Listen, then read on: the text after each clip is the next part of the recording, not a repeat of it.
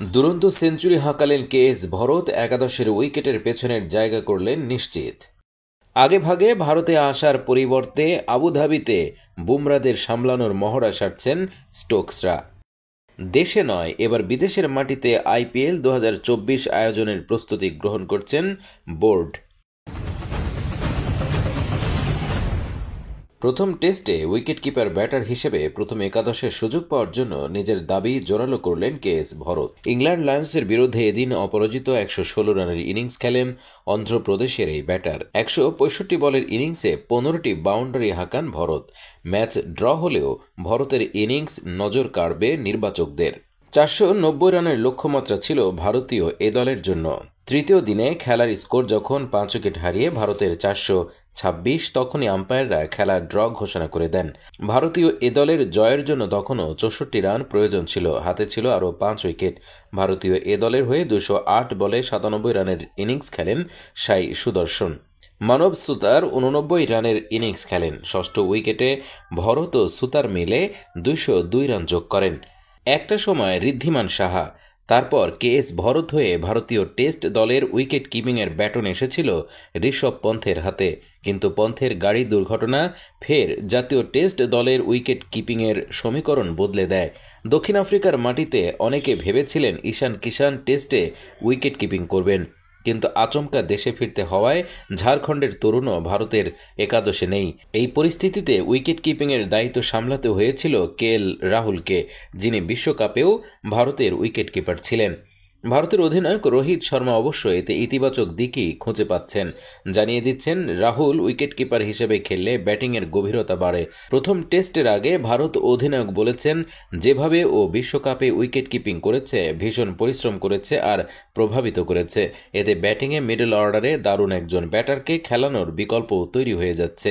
One day ক্রিকেটে middle অর্ডারে bat করার সময় সবকিছু ঠিকঠাক করে।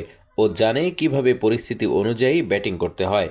জানি না কতদিন ও উইকেট কিপিং করতে চাইবে, তবে যতদিন করবে ও ভালোই করবে। তবে এবার কেএস ভরত ইংল্যান্ড লায়ন্সের বিরুদ্ধে এমন ইনিংস খেলায় কোথাও হয়তো স্বস্তির নিঃশ্বাস ফেলবেন রাহুল দ্রাবিড় ও টিম ম্যানেজমেন্ট। তাকে রেখেই সেরা একাদশ সাজাতে কোনো সমস্যাই হবে না রোহিতদের। তাই আগামী 25 জানুয়ারি থেকে শুরু ভারত ইংল্যান্ড প্রথম টেস্টে উইকেটের পেছনে দেখা যাবে কেএস ভরতকে। আগেভাগে ভারতে আসার পরিবর্তে আবুধাবিতে বুমরাদের সামলানোর মহড়া সারছেন স্টোকসরা।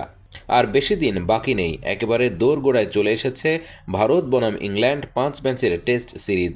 ইতোমধ্যেই শেষ মুহূর্তের প্রস্তুতিতে নিজেদেরকে ব্যস্ত রেখেছে দুই শিবির। দর্শকদের উন্মাদনাও তেমন তুঙ্গে, যদিও সিরিজের আগে নিজেদের অবস্থান প্রকাশ করেছেন দুই দলের ক্রিকেটাররা।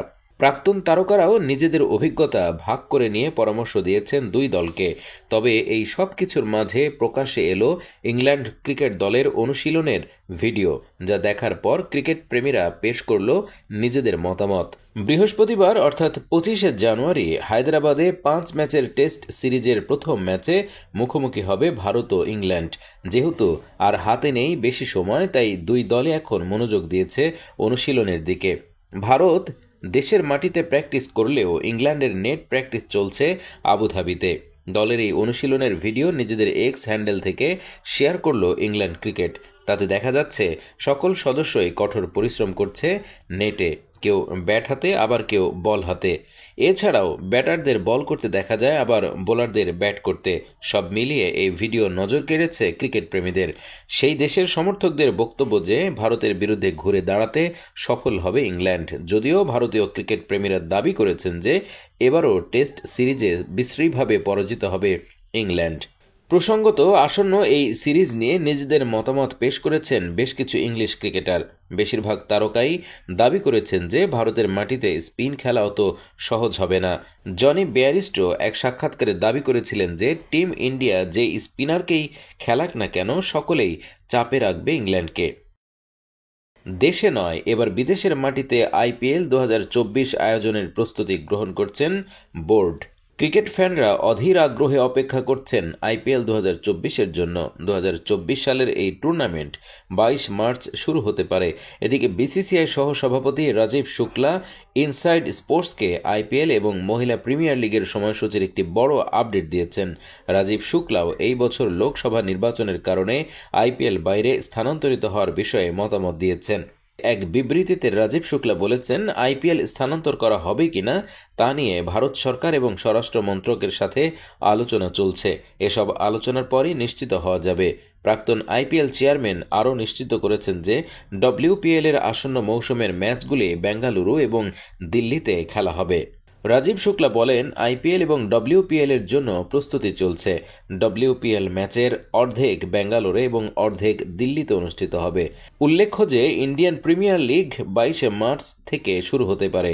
লোকসভা নির্বাচনের কথা মাথায় রেখে এটা ঠিক করা হবে। তবে শোনা যাচ্ছে বিসিসিআই এবারের টুর্নামেন্ট ভারতের বাইরে সরিয়ে নেয়ার পরিকল্পনা করছে। প্রশ্ন উঠছে, কেন লোকসভা নির্বাচনের সময় আইপিএল দুবার দেশের বাইরে নিয়ে যেতে হয়? এর পেছনে অনেক কারণ রয়েছে। প্রথমত, এই আইপিএল একটি বড় টুর্নামেন্ট। এমন পরিস্থিতিতে পুরো 2 মাস ম্যাচ চলাকালীন কড়া নিরাপত্তার ব্যবস্থা করতে হবে। লোকসভা নির্বাচনের কারণে এই নিরাপত্তা ব্যবস্থায় কিছুটা হ্রাস পাওয়ার সম্ভাবনা রয়েছে, কারণ নির্বাচনের সময়ও সারা দেশে প্রচুর পরিমাণে নিরাপত্তা কর্মী মোতায়েন করা হবে। তাহলে নির্বাচনকালীন পরিবেশ বিঘ্নিত হওয়ার আশঙ্কা রয়েছে। নির্বাচনের সময় ম্যাচ হওয়ার কারণে আইন শৃঙ্খলার অনেক পরিবর্তন আনতে হবে। এই কারণেই এসব এড়াতে ভারতের বাইরে দুবার আয়োজন করতে হয়েছে আইপিএল। রঞ্জিতে প্রথম শতরান, সৌরভ পন্থের দিল্লিকে ভরসা দিলেন বাংলার অভিষেক। ছত্তিশগড়ের বিরুদ্ধে প্রাথমিক চাপ কাটিয়ে প্রথম দিনটা অনুষ্টুপ মজুমদারের ছিল। তবে চলতি রঞ্জি ট্রফির দ্বিতীয় দিন অভিষেক পোড়েলের নামেই লেখা রইল। সৌজন্যে প্রথম শ্রেণীর ক্রিকেটে তার প্রথম শতরান, ফিরলেন 114 রানে। যদিও ব্যাটিং লাইন আপের বাকিরা তরুণ উইকেট কিপারকে সঙ্গ দিলে বাংলার স্কোরবোর্ডে আরও রান উঠে যেত। যদিও দ্বিতীয় দিনের শেষে বাংলা 8 উইকেটে 381 রান তুলেছে। মন্দ আলোর জন্য খেলা বন্ধ হওয়ার আগে অপরাজিত রয়েছেন সূর্য সিন্ধু জসওয়াল 33 ও করণলাল 24 রানে। 2021-22 রঞ্জি মৌসুমে অভিষেক ঘটিয়েছিলেন এই উইকেট কিপার ব্যাটার। একেবারে প্রথম ম্যাচ থেকেই মারকুটে মেজাজ দেখিয়েছিলেন তিনি। বেপরোয়া মনোভাবের জন্যই আলাদা পরিচিতি গড়েছেন। ব্যাটিংয়ের সেই ডোন্ট কেয়ার মনোভাব, সেই কারণেই জায়গা করে নিয়েছেন দিল্লি ক্যাপিটালসে। এহেন অভিষেক সেরে ফেললেন প্রথম শ্রেণীর ক্রিকেটে প্রথম শতরান। বাঁহাতি মিডল অর্ডার ব্যাটার খাদের কিনারা থেকে তুলে ধরলেন দলকে। টপ অর্ডার যখন ব্যর্থ, তখন অভিষেক 22 গজে দাপট দেখালেন। প্রথম দিনের শেষে অনুষ্টপকে সঙ্গ দিয়েছিলেন অভিষেক। এদিনও রুকুর সঙ্গে দাপট দেখাচ্ছিলেন এই তরুণ। ম্যাচের রং বদলে পঞ্চম উইকেটে দুজন যোগ করেন 120 রান। তবে দলের স্কোর যখন 247, সেই সময় সাজঘরে ফিরে যান বহু যুদ্ধের নায়ক রুকু। 118 বলে 71 রানে থামেন অনুষ্টুপ। সৌরভ মজুমদারের বলে আউট হওয়ার আগে মেরেছিলেন 11টি 4। তবে অভিষেককে আটকে রাখা যায়নি। লোয়ার অর্ডারে শুভম চট্টোপাধ্যায়ের সঙ্গে ষষ্ঠ উইকেটে 46 ও করণলালের সঙ্গে সপ্তম উইকেটে 33 রান যোগ করেন এই বাঁহাতি ব্যাটার। যদিও দিনের শেষ পর্যন্ত নিজের উইকেট অক্ষত রাখতে পারলেন না। 219 বলে 114 রানে থামল অভিষেকের দুরন্ত ইনিংস।